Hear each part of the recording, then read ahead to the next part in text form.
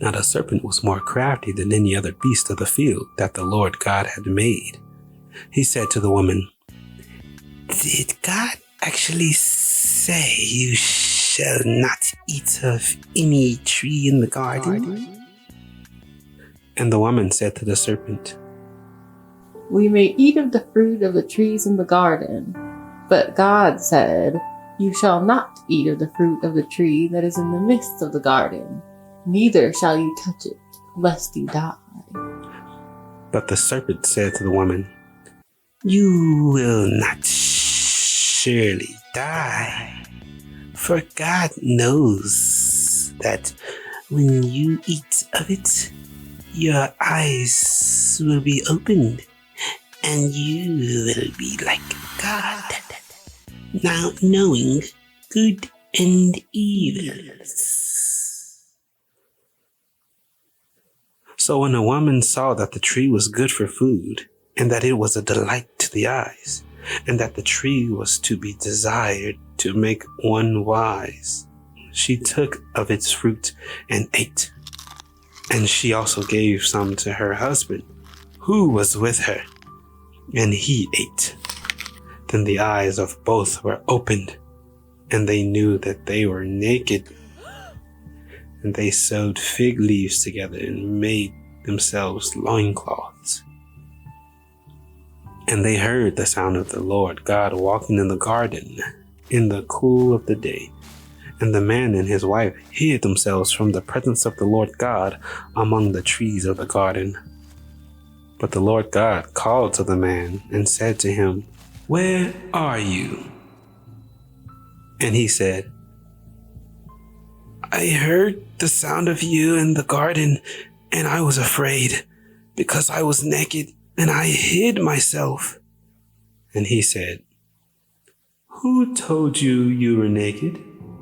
Have you eaten of the tree of which I commanded you not to eat?" The man said, "The woman whom you gave to be with me, she gave me fruit of the tree, and I ate." Then the Lord God said to the woman, "What is this that you have done?" The woman said, "The serpent deceived me, and I ate."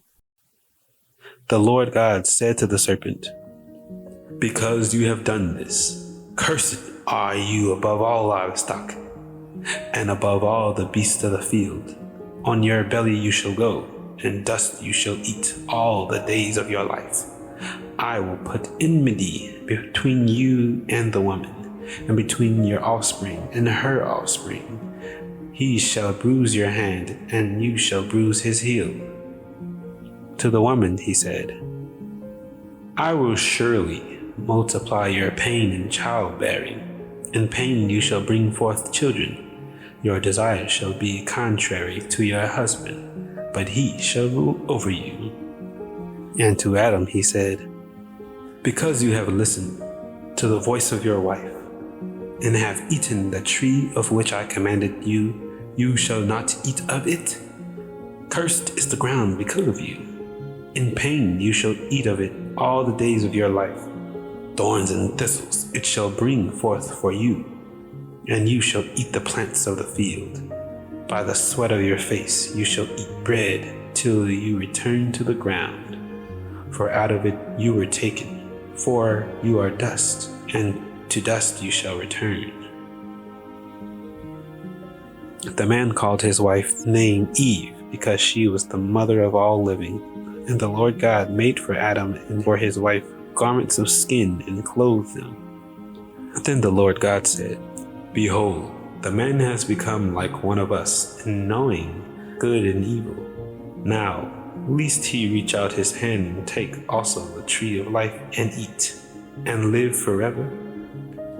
Therefore, the Lord God sent him out from the Garden of Eden to work the ground from which he was taken. He drove out the man, and at the east of the Garden of Eden he placed the cherubim and a flaming sword that turned every way to guard the way of the tree of life.